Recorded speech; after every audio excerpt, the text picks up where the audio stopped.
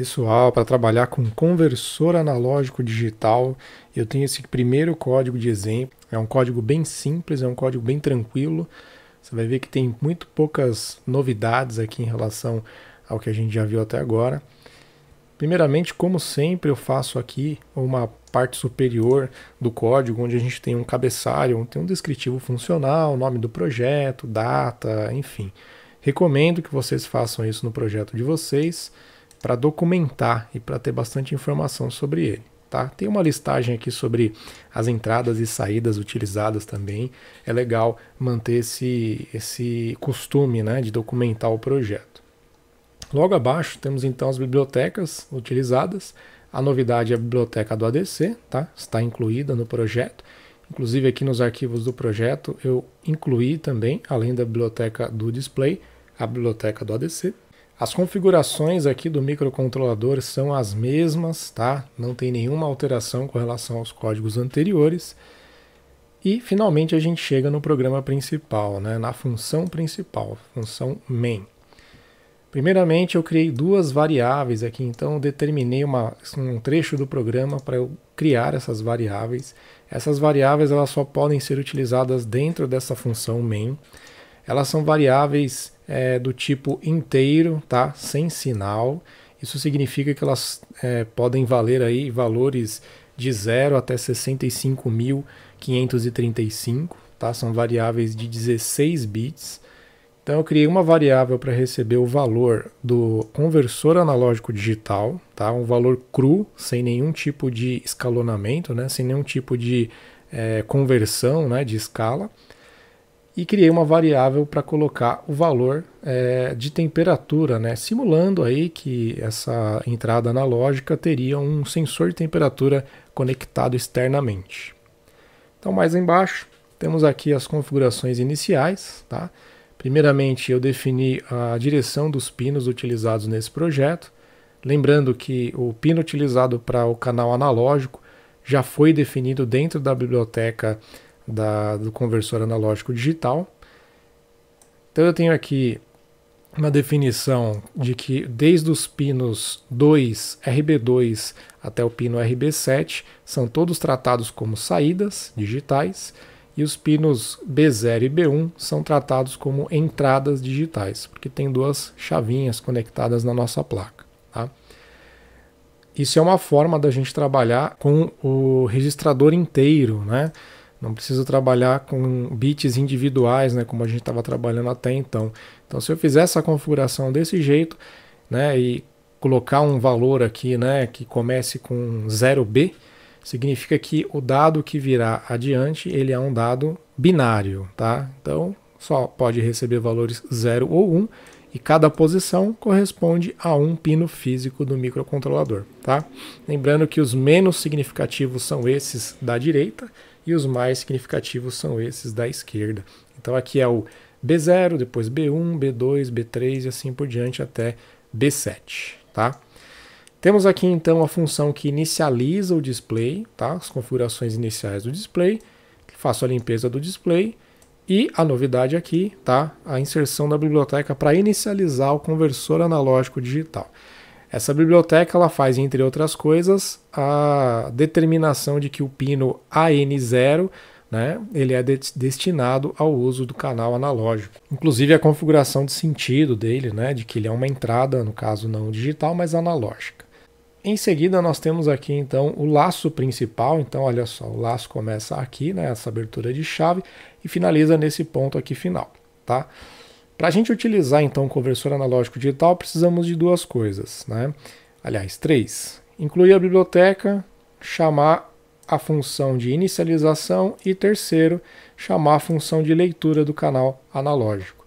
Essa função aqui ela retorna o valor lido pelo canal analógico, tá certo? Então se você tiver lá um sensor conectado nesse canal analógico que estiver gerando aí um sinal de aproximadamente 2,5 volts, ele vai ter a metade do valor possível convertido para digital. Tá? Como a gente tem um canal digital aí do microcontrolador PIC que trabalha em 10 bits, significa que ele pode assumir valores entre 0 e 1023, né? 10 bits a gente tem 1024 possibilidades.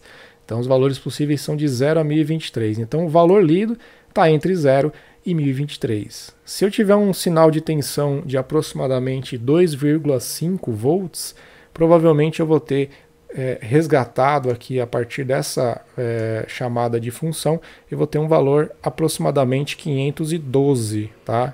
Que vai estar armazenado dentro dessa variável que eu criei para o meu projeto.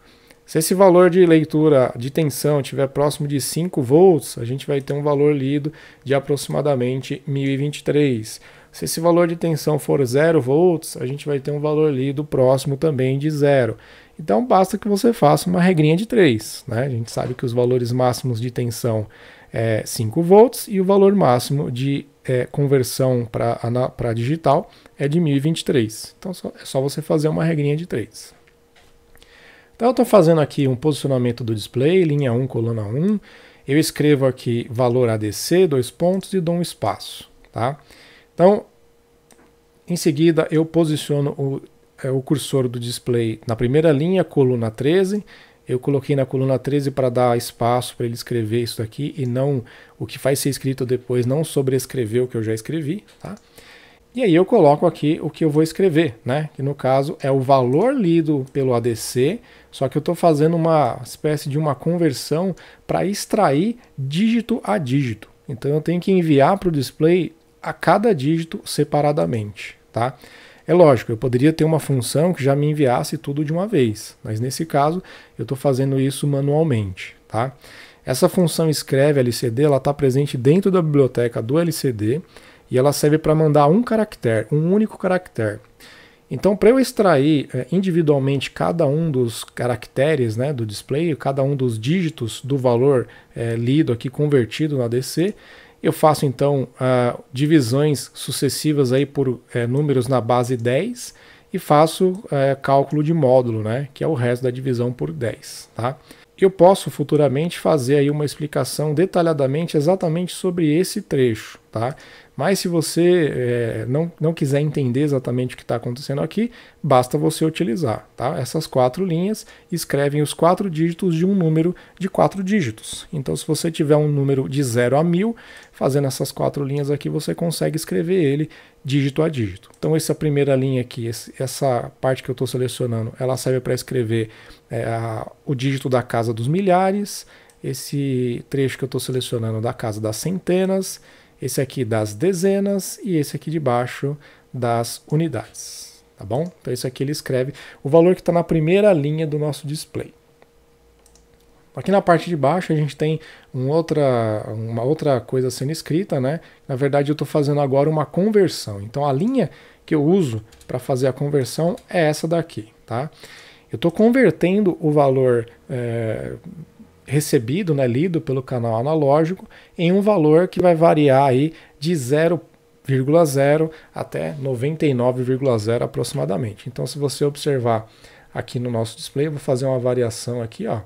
Então, conforme eu vario, a primeira linha mostra o valor cru, sem nenhum tipo de conversão, e a linha de baixo mostra o valor já convertido, já com uma escala bem definida, tá? Então, note que se eu chegar no final do cursor aqui do meu potenciômetro, eu tenho aproximadamente 96, tá? E na primeira linha, quase 1000, tá? Isso acontece devido à fonte de alimentação.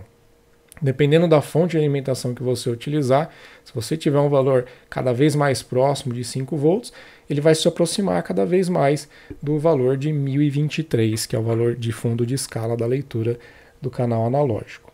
Legal? Então essa linha de baixo faz exatamente a mesma coisa, esse trecho aqui de baixo faz exatamente a mesma coisa. A gente está fazendo então considerando, né, que o valor máximo de entrada é 5 volts, então eu multiplico por 5 o valor lido, cru, e depois divido por 1024, tá? Que é o máximo de combinações possíveis. Tá? E depois multiplico por um fator de correção. Tá? Então, se eu multiplicasse isso aqui diretamente por 1, né, o que ia acontecer? Ele ia me converter para um valor de 0 até 5. Tá? Então eu vou fazer esse teste aqui nesse momento, só para exemplificar. Como um número de 0 a 5 ele tem apenas um dígito, então eu vou fazer simplesmente utilizando essa última linha aqui, ó, tá? Porque ele vai pegar o valor temp, o valor corrigido, simplesmente pegar o resto da divisão por 10, tá? E somar 48. Somar 48 para ele converter para um dígito de acordo com a tabela ASCII. De novo, esse trecho pega o valor dele na casa das unidades. Então, de novo, se você não quiser entender o porquê disso, é só você sempre decorar que esse trechinho aqui, ou essa linha aqui, ele pega o valor dessa variável e joga lá para o display, tá certo? Na casa das unidades apenas. Então eu vou aqui, vou compilar esse código, tá? Lembrando que eu estou multiplicando por 1, mas eu poderia simplesmente multiplicar por nada aqui, né? Porque multiplicar por 1 dá na mesma, tá? Com a finalização da compilação, dando tudo certo, não apresentou nenhum erro, eu vou gravar, tá? Então, eu já abri aqui, né, o código que eu tinha feito em hexadecimal, tá? Se você não tiver aberto, procure o arquivo gerado em hexadecimal e vou fazer a gravação agora, tá? Repara que agora no display apareceu lá o dígito 4, né? E porque ele já está perto do fundo de escala, se eu começar a reduzir, ele vai variando até chegar a 0, tá? Repare que eu giro bastante para ele fazer uma modificação, né? Quer dizer, eu girei quase um quarto de volta aqui para ele variar um dígito na tela, né? Por quê? Porque eu fiz uma conversão, né? Então, quanto mais casas você tiver na sua conversão, mais precisa vai ser ela, tá? Então, isso vai depender da sua aplicação, tá? Se você quiser, por exemplo, converter de 0 a 10, por exemplo, né? Ele quer pegar de 0 a 5 volts na entrada e converter em um valor de 0 a 10. O que eu posso fazer? Eu posso multiplicar aqui por 10, tá? Então ele vai converter de 0 a 10. E aí eu vou agora escrever, eu vou dar um espaço aqui, né? E vou fazer o seguinte, eu vou escrever a casa das dezenas. Para escrever a casa das dezenas eu uso esse trecho de código aqui, tá? Tirar o comentário, né? Então o que ele vai fazer? Ele vai pegar aqui casa das dezenas, como eu falei, né? Se você não quiser entender o que está acontecendo aqui, é só pegar esse trecho aqui, tá? Vai escrever primeiro a casa das dezenas desse valor convertido, depois a casa das unidades, tá? Vou compilar novamente. Compilou com sucesso, como já está carregado aqui, basta clicar no botão Write. Ele vai fazer a gravação. E agora ele converteu lá o valor para mim, tá? Note que eu errei, né? Na verdade eu falei que eu queria de 0 a 10, porém, como eu multipliquei por 10 lá, ele foi de 0 a 50, né? Lembrando que inicialmente ele estava de 0 a 5. Se eu multiplicar por 10, ele vai de 0 a 50. Então repare que ele está realmente de 0 a 50, tá? Não tem problema. O importante é você identificar o problema, né? Se eu quiser converter agora de 0 a 10, o que eu teria que fazer? Multiplicar por 2, na verdade, né? Você provavelmente já deve ter pensado nisso e identificado o local que eu errei, tá? Então vamos compilar novamente. Vou fazer a gravação de novo aqui. E vamos verificar. Legal, ó, já tá belezinha, tá? Valor máximo aqui 9. Conforme eu vou reduzindo, ele vai chegando no valor mínimo 0, tá? Com duas casas, ele não chegou a exibir um valor maior do que 9, né? Mas se caso a gente tivesse com uma fonte aqui de 5 volts exatamente, né, inserido aqui no canal analógico, a gente teria aí algo bem próximo de 10 ou de fato 10. Então é isso que eu tinha para mostrar, tá? Nesse arquivo, nesse projetinho. Recomendo que vocês façam alterações, façam simulações, tá? Brinquem com esse código. Eu vou excluir o que eu coloquei de diferente aqui, né? E, bom, para finalizar, um último detalhe que eu não comentei, né? Esse trecho da conversão aqui, eu estou escrevendo um valor que tem casa decimal, né? Mas eu estou fazendo, na verdade, uma gambiarra, tá? É uma jogadinha para não precisar trabalhar com variáveis não inteiras, né? Variáveis reais. Se eu tivesse colocado 1 aqui, ó, ele multiplica por esse valor aqui convertido e ele vai me trazer um valor convertido aqui em valor temp de 0 a 5, tá? Uma casa decimal apenas. Se eu multiplicasse aqui por 2, ele seria de 0 a 10, tá?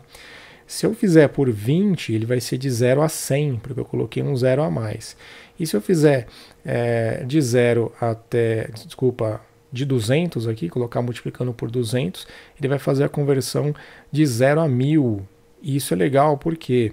Porque a gente vai pegar os valores de 0 até 999, mas a casa das unidades eu vou considerar como se fosse uma casa de valores decimais. Então eu vou começar a converter e escrever no display a partir aqui, ó, da casa das centenas. Então eu escrevo as centenas, depois eu escrevo as dezenas, desenho um ponto lá na tela, tá? E depois eu escrevo as unidades, que na verdade agora elas vão ser os valores decimais, o valor depois da vírgula, tá? Perfeitamente possível fazer isso, tá? Então se eu compilar agora aqui e fizer a gravação,